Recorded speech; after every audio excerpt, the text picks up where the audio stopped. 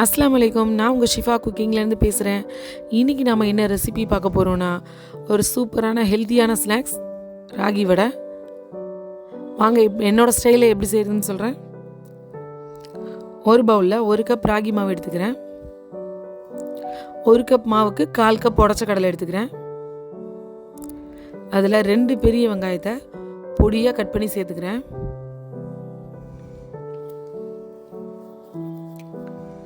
அதுக்கப்புறம் கொஞ்சம் கருவேப்பிலையை கட் பண்ணி சேர்த்துக்கிறேன். முழுசாக சேர்த்தா சாப்பிடும் போது ஒரு மாதிரியாக இருக்கும்.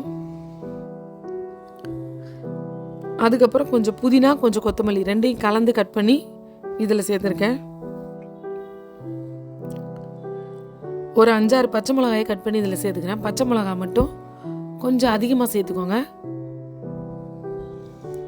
கடைசியாக ஒரு குழிக்கரண்டி எண்ணெய் இதில் சேர்த்துக்கிறேன். எண்ணெய் காய வைக்காத சாதாரண எண்ணெய் தான். இப்போ தேவையான அளவு உப்பு சேர்த்துட்டு எல்லாத்தையும் நல்லா மிக்ஸ் பண்ணி விடுங்க. இந்த எண்ணெய் உப்பு எல்லாம் எல்லா பக்கமும் போட்டோம். இப்போ இதில் தண்ணி சேர்த்து பிசைஞ்சுக்கிடலாம்.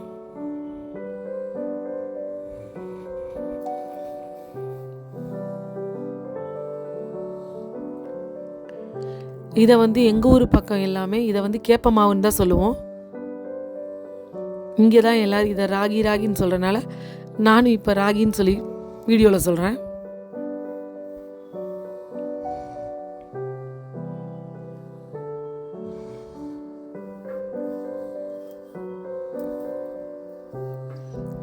இந்த ராகி வடையில் பச்சை மிளகா கொஞ்சம் அதிகமாக இருக்கணும். ஏன்னா கொஞ்சம் காரமாக இருந்தால் தான் நல்லாயிருக்கும். நீங்கள் குழந்தைங்க சாப்பிட்ணும் அப்படின்னு நினச்சிங்கன்னா பச்சை மிளகாவை கம்மி பண்ணிக்கோங்க. மற்றபடி காரமாக இருந்தால் நல்லாயிருக்கும்.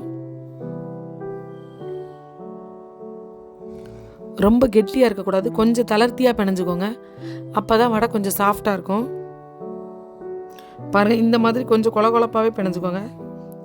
அப்போ தான் வடை சாஃப்டாக இருக்கும். நம்ம பிசைஞ்சு ஒரு 5 நிமிஷம் வச்சோம்னா அது கொஞ்சம் கெட்டியாயிரும். இப்போ எண்ணெய் காஞ்சிருச்சு. இப்போ கையில் லைட்டாக எண்ணெயை தடவிட்டு பாருங்கள், 2 விரலை வச்சு இந்த மாதிரி தட்டினீங்கன்னா அழகாக தட்ட வரும். தட்டிட்டு அப்படியே அந்த கையில் மாற்றிட்டு அப்படியே நீங்கள் வடை எண்ணெயில் போட்டுடலாம்.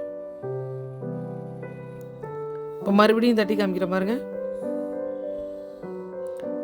இந்த மாதிரி ஒரு உருண்டையாக எடுத்து கொஞ்சம் திக்கான வடை, கடலை வடை போடுவோம்ல, அந்த மாதிரி தட்டிக்கோங்க. தட்டிட்டு அந்த விரலில் அப்படி எடுத்து எண்ணெயில் போட்டுருங்க. இந்த வடை எண்ணெயில் கொஞ்சம் கூட பிரியாது. மசாலா வெங்காயம்லாம் தனியாக கலராது. இந்த வடை அதிகமான எண்ணெயும் குடிக்காது. ரொம்ப கம்மியான எண்ணெய் தான் அதில் ஒட்டியிருக்கும். பாருங்கள், ஒரு பக்கம் வெந்துருச்சு, இன்னொரு பக்கம் திருப்பி விட்டுக்கிறேன்.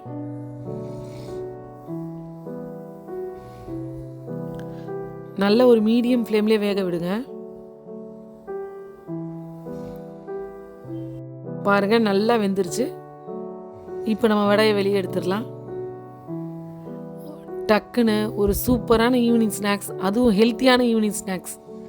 நீங்களும் உங்கள் வீட்டில் இதே மாதிரி ட்ரை பண்ணி பாருங்கள். ட்ரை பண்ணி பார்த்துட்டு எப்படி இருந்துச்சுன்னு எனக்கு கமெண்டில் சொல்லுங்கள். என்னோட இந்த ரெசிபி பிடிச்சிருந்துச்சுன்னா என்னோடய சேனலை லைக் பண்ணுங்கள், ஷேர் பண்ணுங்கள், சப்ஸ்கிரைப் பண்ணுங்கள். மறந்துடாமல் பெல் ஐக்கானை கிளிக் பண்ணுங்கள். அப்போ தான் நான் போடுற புது புது வீடியோஸ்லாம் உங்களுக்கு நோட்டிஃபிகேஷனில் வரும். சூப்பர், சப்ஸ்கிரைப் பண்ணுங்க. தேங்க்யூ.